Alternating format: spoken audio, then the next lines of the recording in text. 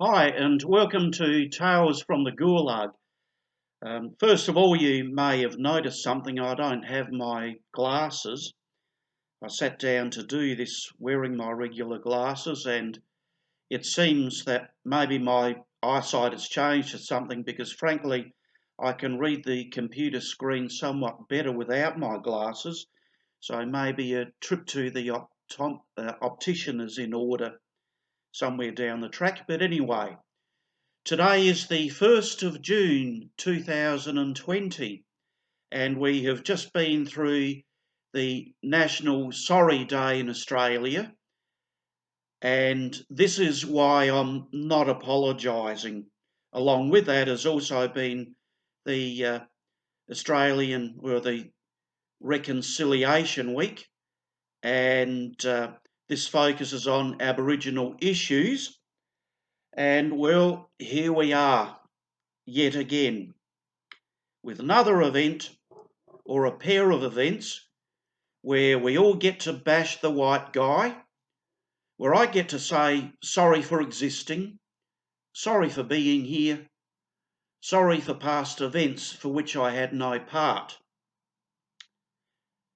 Now, at this point, it's fairly probable that I will be labelled as a racist and a bigot, and if you read that in the leftist sense, well, okay, I'm a racist and a bigot.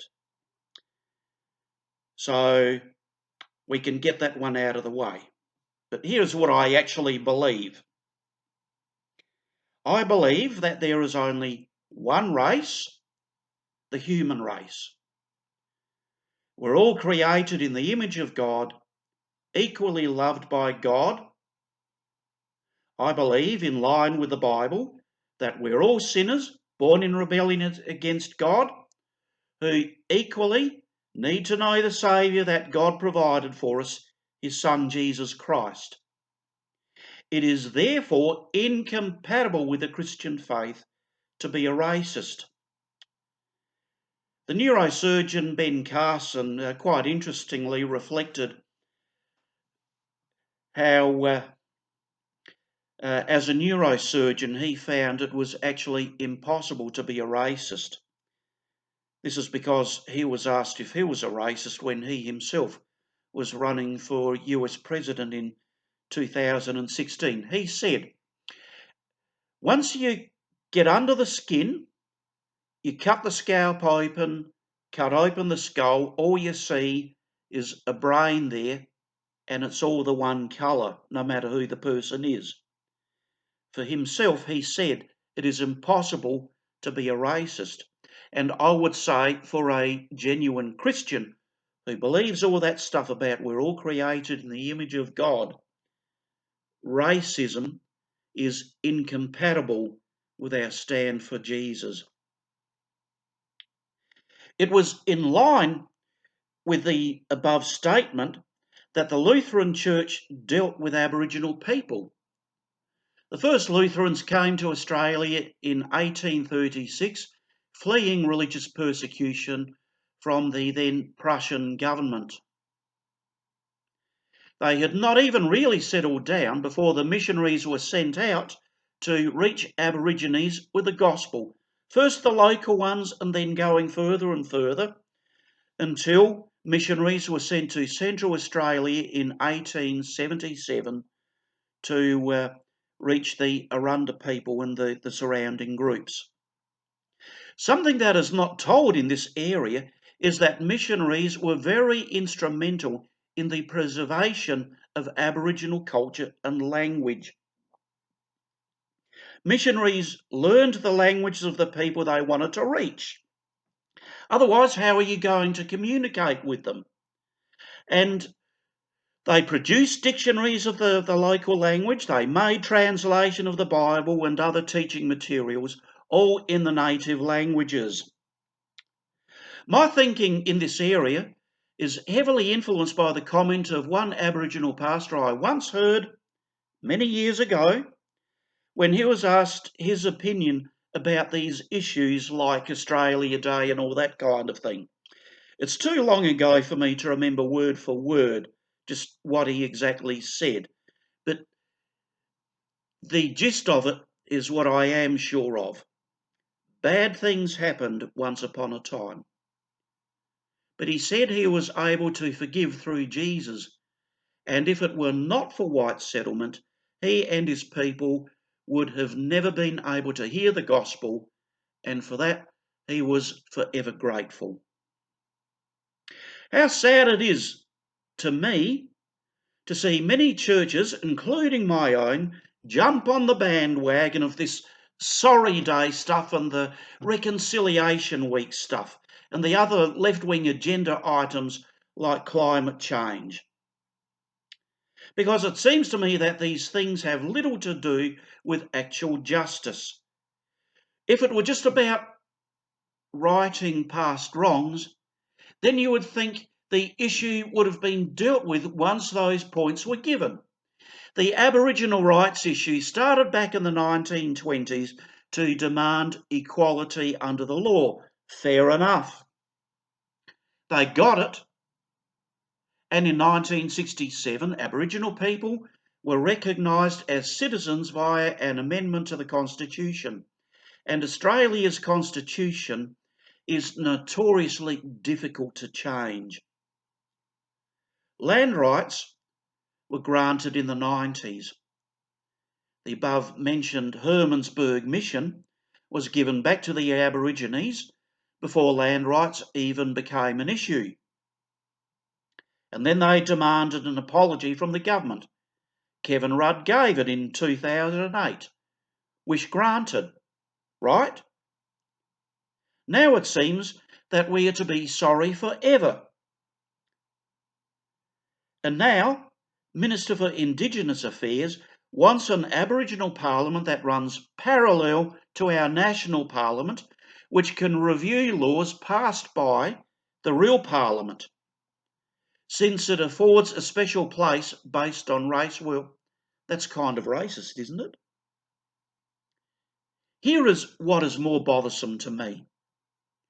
What began as a legitimate movement to redress a wrong, and that was fair enough, it has become a leftist agenda, which is based on a profoundly anti-Christian ideology and is meant to divide people rather than to unite them. And I suggest that for this reason, it has no legitimate place in the life of the church. The Lutheran Church of Australia's Reconciliation Action Plan website features a painting that illustrates the four rivers. These rivers form the arms of the cross, and in the middle of the cross is the sea. So it is the rivers and the sea. And the painting also has many eyes. The artist explained it, so there is no misconstruing here. He says, it's all about how there is one God and there are many people. We're all different. That's a good thing, because we can all see different parts of God and share that with each other. That way we can all learn from each other and love God at the same time. Well, yeah, but which God? I have looked at this stuff, tipped it upside down, inside out. I examine it to make sure that maybe I have misinterpreted it or something, and I don't think I have. Here is the truth. There is one God who has revealed himself to us through Jesus.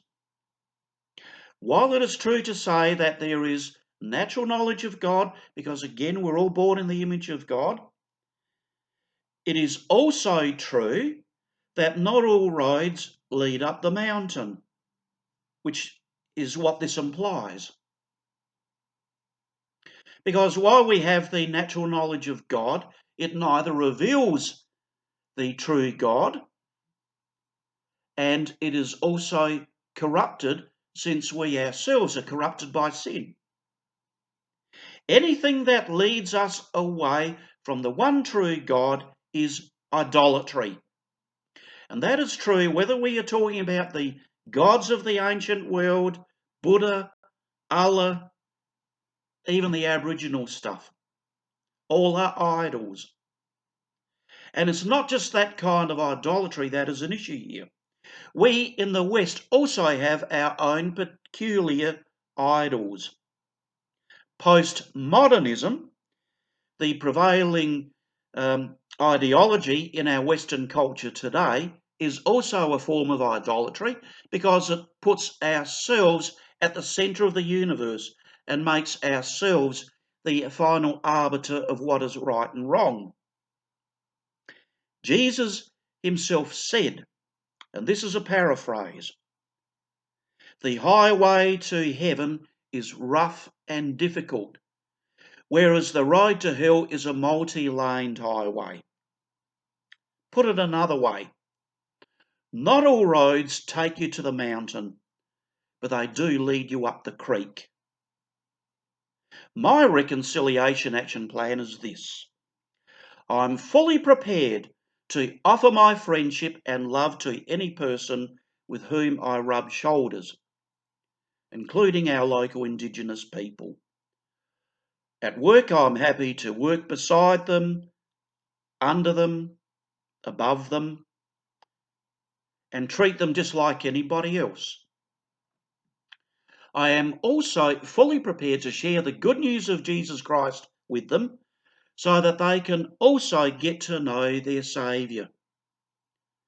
And while I may sympathise for the hard time they had in the past, and yes, they have had it rough, nobody denies that, I have no intention to apologise for something that I didn't do.